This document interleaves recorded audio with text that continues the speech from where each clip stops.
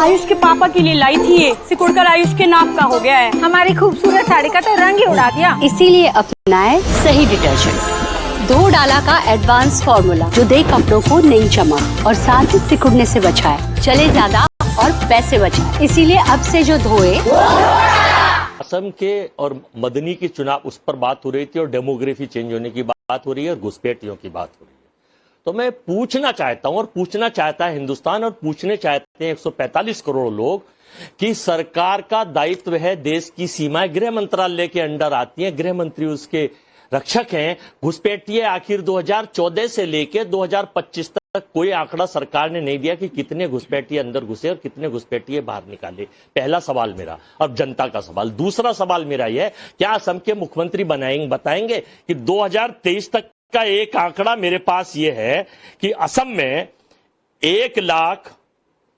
2023 तक 1,59,353 विदेशियों की पहचान की गई थी, लेकिन केवल फॉर्मेलिटी के लिए 450 2024 में इन्होंने बाहर भेज दिए, चूंकि इनका एजेंडा दूसरा है, दिखाते कुछ है, हाथी के दांत खाने के और दिखाने के और हैं। तो इनके मुख्यमंत्री सर्बानंद सोनोवाल 21 तक थे और 21 से ये मुख्यमंत्री हैं।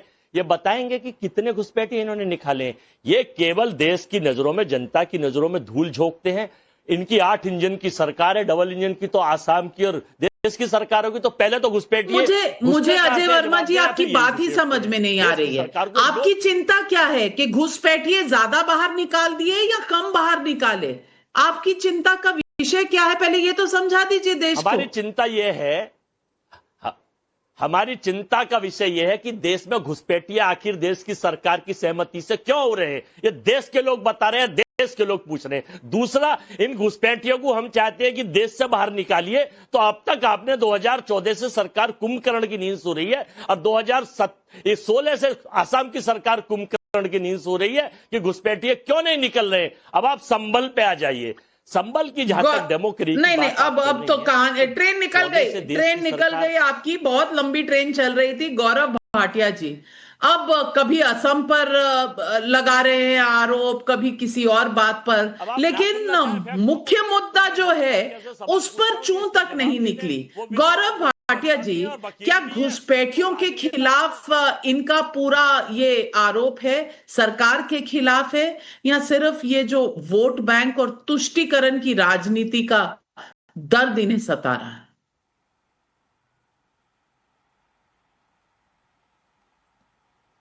नाविका जी, सबसे पहले मैं ये कहूंगा, देखिए श्री नरेंद्र मोदी जी की सरकार जब आई है तो उसके बाद क्या बदला है। हमारी बात पे यकीन ना करें।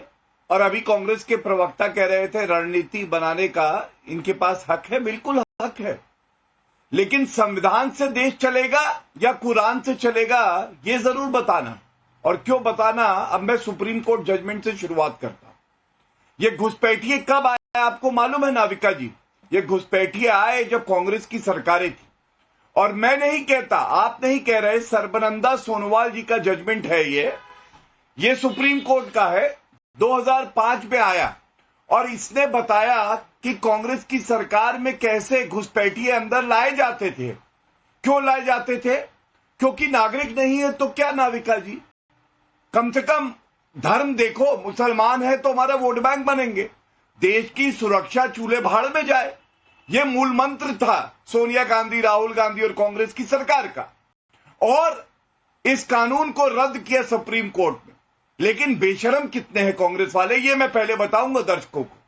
अगले साल ये एक ऑर्डर लाए जिसमें ट्राइब्यूनल बना दिए, जिससे घुसते वो 1-2% रह गए। और भारत में जो मुसलमान थे, जो 10% थे, आज 14% है। ये क्या दर्शाता है? ये दर्शाता है कि हम तो सहिष्णु हैं, लेकिन ये लोग सोचते हैं घुसपैठियों को लाओ, अपने घरों में नहीं रखते हैं, ये रखेंगे देश पे, और देश पे बोझ बनते हैं, देश की सुरक्षा के लिए खतरा है, डेमोग्राफिक चेंज होता है। ये मैं नहीं कहता, ये सुप्रीम कोर्ट कहता है। धन्यवाद।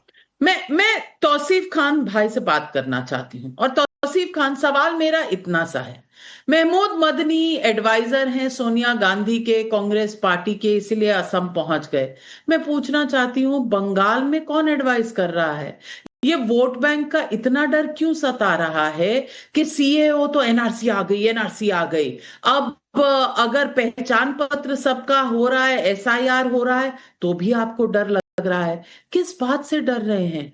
घुसपैठियों के बाहर जाने से, या उनकी शिनाख्त होने से, या फिर वोट बैंक बचाना आपका सबसे ऊपर का धर्म है और संविधान जो जेब में लेकर घूमते हैं उससे कोई खास आपको सरोकार नहीं? देखिए, डर तो बीजेपी को लग रहा है, क्योंकि जब जब चुनाव आता है ये जो है सीए और एनआरसी का भूत को जगाने लगते हैं कि हमें बचाओ। ये जो है नफरत फैलाने लगते हैं, हिंदू मुस्लिम में बांटने लगते हैं जब जब चुनाव आता है, क्योंकि इन्हें डर लगने लगता है। और डर होना भी वाजिब है। आप देखिए 2024 के चुनाव वो बुरी तरीके से बंगाल में हारे, उससे पहले जो है 2021 का चुनाव वो बुरी तरीके से बंगाल में हारे। बंगाल में बीजेपी ने सारे हथकंडे अपना लिए, बावजूद उसके वो यहाँ पे उनको जो है सरकार बनाने का सपना उनका पूरा नहीं हो रहा। तृणमूल के नेता को, जिनको इन्होंने कहा कि ये जो है चोर है, उनको वापस वो उनको अपने पार्टी में ज्वाइन करवा करके लीडर ऑफ अपोजिशन बना दिया, और उसके बाद एक नोटिस तक नहीं गया ईडी की तरफ से। ये तो इनका हाल है। बीजेपी करती क्या है? बीजेपी हिमंता बिस्वा शर्मा, आप असम की बात कर रही, उसका एग्जाम्पल ले लीजिए। जब हिमंता बिस्वा शर्मा बीजेपी में नहीं थे तो बीजेपी ने बाकायदा एक किताब छापा कि हिमंता बिस्वा शर्मा कितना बड़ा चोर है, कितने बड़े बड़े स्कैम किए, किताब छापा और सब जगह न्यूज मीडिया में बताया कि देखो ये चोर है। और अब जब बीजेपी ज्वाइन कर लिया हिमंता बिस्वा शर्मा ने, तो उसको उन्होंने चीफ मिनिस्टर बना दिया, क्योंकि उसको वो कंट्रोल कर पाएंगे। एक भ्रष्ट नेता को पुलिस का, ईडी का डर दिखा। संवैधानिक किताब में ये कोई चिंता का विषय है ही नहीं, और इसीलिए मैं आदिल हसन साहब से पूछना चाहती हूँ। आदिल हसन साहब, आपसे मैं पूछना चाहती हूँ, ये देश किसका है? सिर्फ इस बात का जवाब दे दीजिए कि ये देश किसका है। क्या ये देश भारत के नागरिकों का है, या बाहर से कोई भी आ जाए और यहां बैठ जाए ये उसका भी देश हो जाता है? मैम, ये देश भारतीयों का है, भारत का है, भारत के लोगों का है, भारत के कण कण और जन जन में जो भारत बसा है उसका है। और इससे पहले मैं एक बात मैडम बोलना चाहता हूं। घुसपैठियों पर जब एक्शन होता है तो आपके दर्द क्यों शुरू हो जाता है? ओवैसी जी क्यों बाहर निकल आते हैं और बार बार ये कहने लगते हैं कि मामला सुप्रीम कोर्ट में है, सुप्रीम कोर्ट में है, ये आरएसएस का एजेंडा है। अरे ये तो आपका भी एजेंडा है कि ये देश भारतीयों का है, तो काहे घबरा रहे हैं? मैम, हम क्यों घबराएंगे? हमने फजले हक खैराबादी से लेकर वीर अब्दुल हमीद दिया, हम क्यों घबराएंगे? हमारे उलेमा चटगांव से लेकर लाहौर तक ऐसा कोई पेड़ नहीं बचा जहां पर हमारे उलेमाओं ने भारत के लिए फांसी का फंदा चूमा है। दारुल देवबंद जो मदनी खानदान की जो कुर्बानी है, जिसने टू नेशन थ्योरी रिजेक्ट की, जिन्ना की थ्योरी रिजेक्ट की, गौरव भाटिया क्या जानेंगे? और गौरव भाटिया से पूछिए कुरान शरीफ को क्यों बीच में ले आते हैं ये?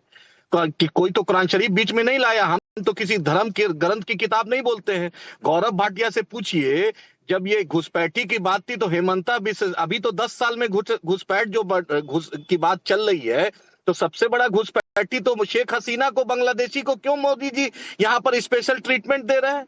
बतलाइए, मोदी जी क्यों दे रहे हैं? और 10 साल से जो घुसपैठ का हेमंता बिस्वा शर्मा जो है, जब 15 साल कांग्रेस के राज में मलाई खा रहे थे तो हेमंता बिस्वा शर्मा के मुंह में दही जमी हुई थी। क्यों नहीं घुसपैठिया पे बोल रहे थे? जब गौरव भाटिया समाजवादी पार्टी के प्रवक्ता बने थे तो उस वक्त घुसपैठिया। अरे बाप रे बाप, दर्द यहाँ से उभर कर आ रहा है। गौरव भाटिया जी जवाब दीजिए। और हेमंता बिस्वा मैडम बोलने दीजिए थोड़ा सा, बहुत आप ही के शो का ज्वाइन कर रहा हूँ रास्ता रोक कर। पूछिए हेमंता बिस्वा शर्मा से कि तब अमित शाह पे डिफेमेशन सूट फाइल करे कि अमित शाह ने झूठ उनके बारे में पूरा देश में प्रोपेगेंडा किया था। उससे पूछिए, अमित शाह जी से पूछिए कि बेटा जो क्रिकेट खिला रहा है पाकिस्तान से, उस पर क्या स्टैंड है? अमित शाह से पूछिए कि ऐसा नाकारा गृह मंत्री क्यों बन गया है? ऐसा नाकारा रक्षा मंत्री कौन है जो घुसपैठ घुस रहा है? नाकारा गृह मंत्री और रक्षा मंत्री क्या कर रहे हैं ये पूछिए। कि नकारा गृह मंत्री और रक्षा मंत्री जब पुलवामा में नहीं कुछ कर पाए, उनका इंटेलिजेंस क्यों फेल हो रहा है? तो ऐसा जो फेंसिंग नहीं करा पा रहे हैं, जो घुसपैठ नहीं रोक पा रहे हैं, बहुत सारे सवाल हो गए। आदिल हसन साहब, अपनी गाड़ी को थोड़ा और ब्रेक लगाइए और जवाब सुन लीजिए। गौरव भाटिया जी, इतने सारे सवालों की बौछार हो गई, जवाब दे दीजिए। हाँ पूछिए। देश को ऐसा गृह मंत्री नहीं चाहिए जो मैं देश में जवाब रोक देता पा हूं। रहा है। देखिए, इतना जहर भरा है, चाहे वो ओवैसी हो चाहे वो ओवैसी के प्रवक्ता हो, व्यक्तिगत नाम ले लेके टिप्पणियां कर रहे थे, लेकिन ये क्या दर्शाता है? ये दर्शाता है जहर। और आप तो घुसपैठियों की बात कर रही थी नाविका जी। मैं आपको बताता हूं, आतंकी याकूब मेमन के लिए असदुद्दीन ओवैसी ने कहा इसे फांसी में ना चढ़ाना। मालूम है क्यों नाविका जी? क्योंकि याकूब मेमन का धर्म दिख गया था गिद्ध को। उसको लगा आतंकी है तो क्या हुआ, अगर ये जिंदा रहेगा तो वोट तो मेरे लिए डालेगा। तो ये बीच में ना बोले नाविका जी, इनका फेडर डाउन कर दीजिए। देखिए, चेहरे से लग रहा है कॉन्स्टिपेशन हो रखा बेचारे को, बीच में बोल रहा है। शांत रहो बेटा, शांत रहो, बीच में मत बोलो। कॉन्स्टिपेशन है तो दवाई लो, बीच में ना बोलो।